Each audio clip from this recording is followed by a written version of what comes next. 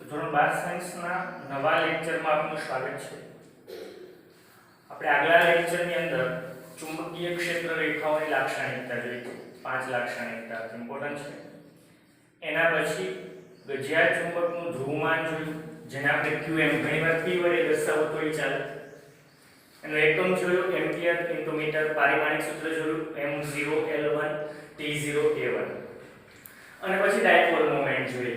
તો બેયમાંથી એક ધ્રુવનું માન ગુણાકારમાં બંને વચ્ચેનું લંબ અંતર, યાની કે એની ચુંબકીય લંબાઈ 2l હોય એવું જરૂરી નથી, ખાલી l હોય તોય ચાલે. ડાયપોલ મોમેન્ટનો એકમ એમ્પિયર મીટર સ્ક્વેર અને પારિમાણિક સૂત્ર l2a1. અને ડાયપોલ મોમેન્ટ સદિશ રાશિ છે અને એની દિશા s થી, ચુંબકની અંદર s થી n તરફની હોય છે. આ ઉપરાંત મેં કીધું હતું કે જો એક પ્રવાહધારિત રિંગ હોય અને એમાં વિદ્યુત પ્રવાહ પસાર થતો હોય તો એની ડાયપોલ મોમેન્ટ m બરાબર શું થાય? I * a થાય. ત્યારબાદ આપણે ભણ્યા હતા કે જો ચુંબકીય ક્ષેત્રની અંદર, નિયમિત ચુંબકીય ક્ષેત્રની અંદર કોઈ ચુંબકીય સોય કે ગજિયો ચુંબક મૂકી તો એના ઉપર ટોર્ક લાગે. હા, હકીકતની અંદર બંને ધ્રુવ ઉપર, એના ઉત્તર અને દક્ષિણ ધ્રુવ ઉપર બળ લાગે, પણ પરિણામી બળ શૂન્ય હોય. કારણ કે સમાન મૂલ્યનું અને પરસ્પર વિરુદ્ધ દિશાનું, એટલે પરિણામી બળ શૂન્ય હોય, પરંતુ બળ સમાન મૂલ્યના અને પરસ્પર વિરુદ્ધ દિશાના હોવાથી બળ યુગ્મની રચના કરે, જેના કારણે એના પર ટોર્ક લાગે. અને ટોર્કનું સૂત્ર આપણે ભણ્યા હતા m × b અથવા mb sin θ. તો અહીંયા નેક્સ્ટ પ્રશ્ન છે, સમાન ચુંબકીય ક્ષેત્રમાં મૂકેલ ચુંબકીય સોય પર લાગતા ટોર્કનું સૂત્ર લખો અને એની ઉપરથી એનું આવર્તકાળનું સમીકરણ અહીં મેળવવાનું છે. ઓકે, તો અહીંયા નિયમિત ચુંબકીય ક્ષેત્ર B માં m ડાયપોલ મોમેન્ટ ધરાવતી ચુંબકીય સોય મૂકેલી છે. તો s ઉપર Fs અને n ઉપર Fn બળ લાગે, સમાન મૂલ્યના અને પરસ્પર વિરુદ્ધ દિશાના છે, માટે પરિણામી બળ શૂન્ય થાય, પરંતુ એના પર ટોર્ક ઉત્પન્ન થાય. અને ટોર્કનું સૂત્ર આપણે જોયું તો ટોર્ક શું થાય? m ક્રોસ શું થશે? b, અથવા ટોર્ક બરાબર શું થાય? mb sin θ. ઇમ્પોર્ટન્ટ સૂત્ર છે. પરંતુ તમારે એને પરિણામી ટોર્ક લાગે છે, પરિભ્રમણ કરે, પરંતુ તમારે જો એને સંતુલનમાં રાખવું હોય તો એને વિરુદ્ધ દિશામાં એક ટોર્ક આપવું પડે, જેને પુનઃસ્થાપક ટોર્ક કહેવાય. પુનઃસ્થાપક ટોર્ક. અને પુનઃસ્થાપક ટોર્ક બરાબર શું થશે? I * આલ્ફા થશે, પરંતુ વિરુદ્ધ દિશામાં, એટલે -I આલ્ફા કહેશો. આને કહું સમીકરણ નંબર 1, આને કહું સમીકરણ નંબર 2. સંતુલનમાં રાખવું હોય તો ટોર્ક અને પુનઃસ્થાપક ટોર્ક બંને સરખું થયું, એટલે સમીકરણ 1 અને 2 ને સરખાવો તો -I આલ્ફા = શું થશે? mb sin θ થશે. જો માઈનસ નિશાની પહેલી બાજુ લઈ જાવ તો I આલ્ફા = શું થયું? -mb sin θ. રાઈટ. હવે ચાપ ગતિના ચેપ્ટર ની અંદર ભણ્યા હતા I શું છે? જડત્વની ચાપ માત્રા છે, મોમેન્ટ ઓફ ઇનર્શિયા. જો કોઈ સળિયો હોય એ લંબાઈનો તો 1/12 ml² થાય. આપણે ભણ્યા હતા. આલ્ફા શું છે? આલ્ફા પ્રવેગ, પણ કયો? કોણીય પ્રવેગ છે. જેવો રેખીય પ્રવેગ a હોય એમ કોણીય પ્રવેગ આલ્ફા. અને આલ્ફા બરાબર શું થાય? એક તો dω/dt થાય અથવા d2θ/dt² થાય. આપણે ભણી ગયા ચાર ગતિ ચેપ્ટર. યાની હું આલ્ફા ને બદલે શું લખું? d2θ શું થશે? dt² = -mb sin θ. પરંતુ આપણે લઈએ કે પરિભ્રમણ ખૂબ જ સૂક્ષ્મ છે, જેના કારણે sin θ ને લગભગ θ હું લખી શકું. માટે શું થશે? I d2θ/dt² = -mb sin θ ને θ લખું તો -mb θ. હું I ને આ બાજુ જવા દઉં તો ક્યાં જશે? છેદમાં. યાની કે સમીકરણ શું બન્યું? d2θ/dt² અને આ સાઈડ હું પ્લસ mb/I θ = શું થયું? 0. યાની કે જો આ એક સરળ આવર્ત ગતિ છે, જેવી રીતના રેખીય સરળ આવર્ત ગતિ થતી d2y/dt² +ω02y = 0, એ જ રીતના ચાપ ગતિમાં સરળ આવર્ત ગતિ પ્રકારનું સમીકરણ શું થાય d square theta upon dt square plus mb upon i હકીકતની અંદર એને d સ્ક્વેર થીટા upon શું કહેવાય dt square plus omega 0 square theta બરાબર શું થશે 0 यानी कि गति करશે પરંતુ ચાર ગતિ કરશે એમાં દોલનો થશે જેના કારણે ઓમેગા 0 સ્ક્વેર ને હું સરખાવું તો ઓમેગા 0 સ્ક્વેર બરાબર શું થશે mb upon શું થાય i यानी ઓમેગા 0 શું થાય √mb ના છેદમાં શું થાય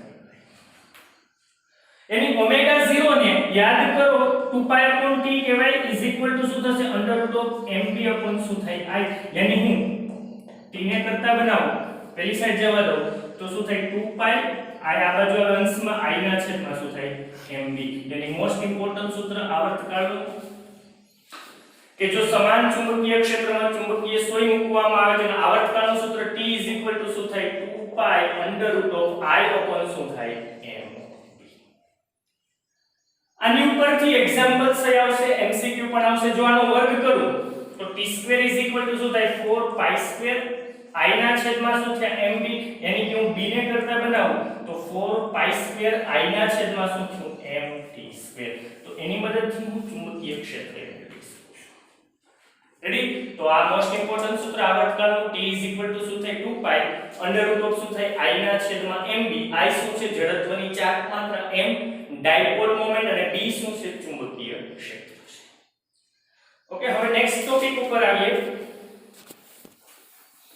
કે જો સમાન ચુંબકીય ક્ષેત્રમાં ગજ્યો ચુંબક મૂકવામાં આવે તો ચુંબકીય સોય મૂકવામાં આવે તો એની સ્થિતિ ઊર્જા કેટલી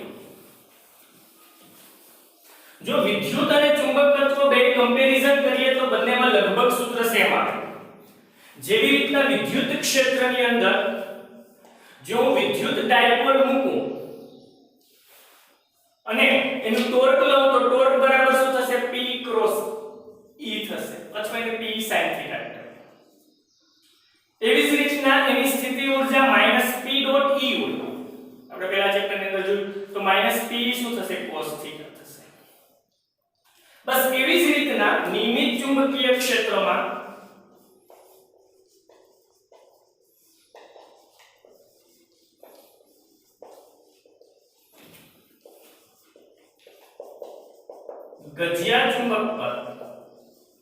ગજિયા ચુંબકની સ્થિતિ ઊર્જાનું સૂત્ર મેળવો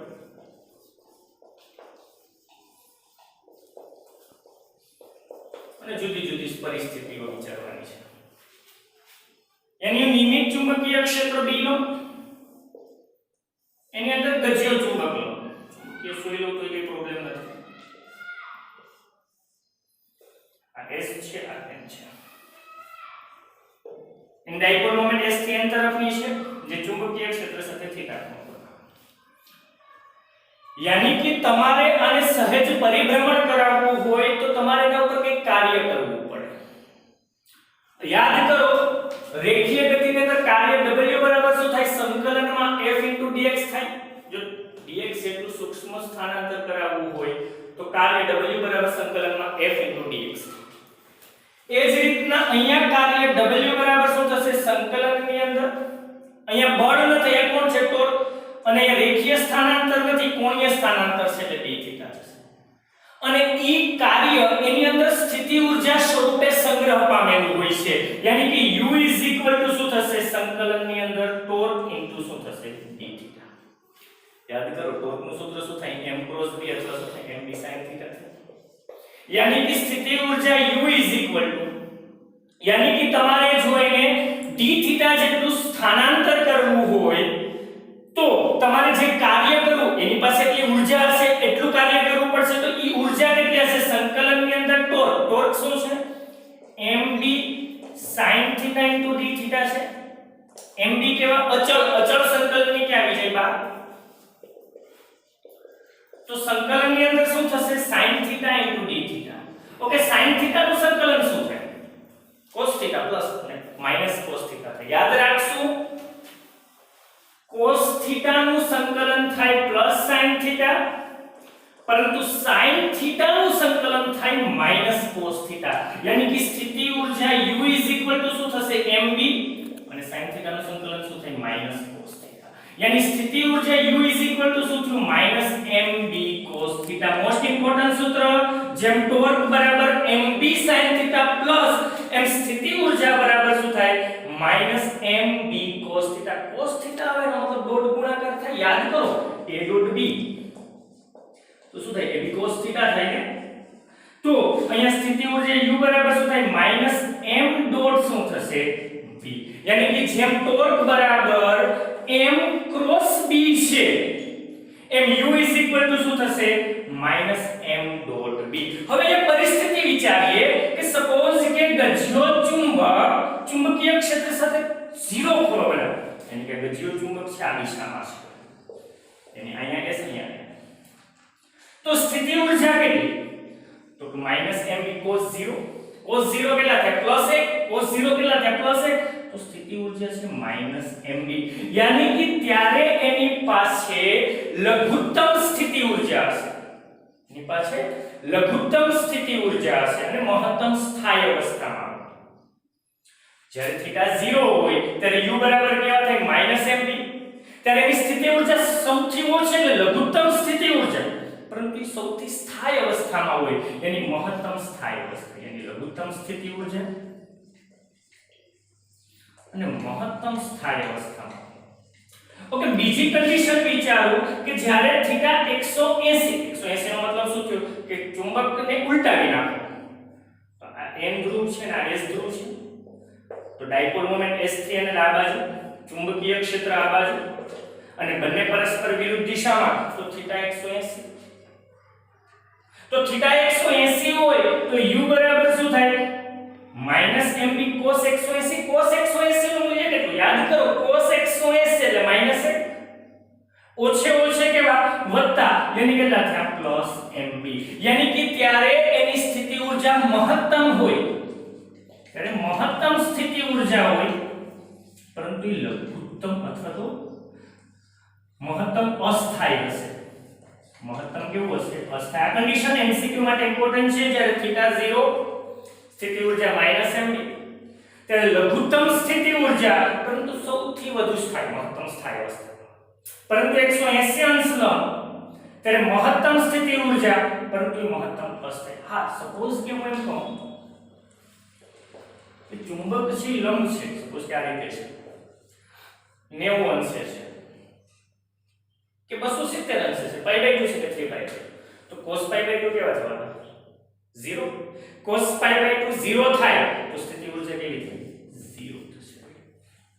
હવે આની ઉપર એક મોસ્ટ ઇમ્પોર્ટન્ટ એક સૂત્ર છે કાર્ય, यानी कि તમને MCQ ની અંદર એવું પૂછાય કે જો એનું θ1 થી θ2 જેટલું પરિભ્રમણ કરવું હોય તો કરવું પડતું કાર્ય કેટલું થાય, તો હું આની ઉપરથી જો ક્ષેત્ર કાર્ય છે ને તો W શું થશે mb સંકલનમાં sin θ dθ, ક્યાંથી ક્યાં θ1 થી θ2, यानी mb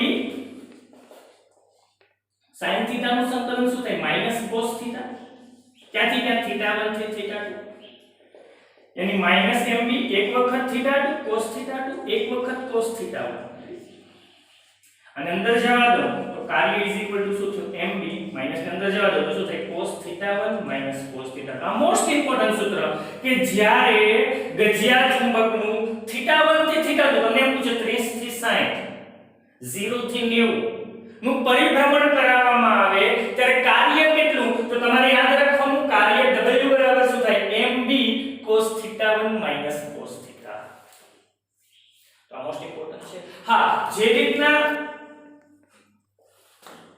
સ્થિતિ ઊર્જાના કન્ડિશન્સ હતી એમ ટોર્કની કન્ડિશન એ મૂકું કે જ્યારે θ 0 यानी कि ગજ્યો ચુંબક ચુંબકીય ક્ષેત્રની દિશામાં જોય, તો જો ગજ્યો ચુંબક ચુંબકીય ક્ષેત્રની દિશામાં જોય તો ટોર્ક કેટલું mb sin θ sin 0 કેવું 0, એટલે ત્યારે કોઈ ટોર્ક જ નહીં લાગે।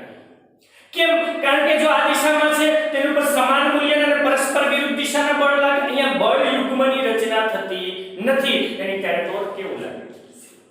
સપોઝ કે વિરુદ્ધ દિશામાં છે 180 અંશ છે, ત્યારે ટોર્ક કેટલો કે cos 180 0, તો ત્યારે ટોર્ક નહીં લાગે। પણ હા, ગજ્યો ચુંબક કે ચુંબકીય હોય જો ચુંબકીય ક્ષેત્રને લંબ હોય અને θ 90 હોય ત્યારે ટોર્ક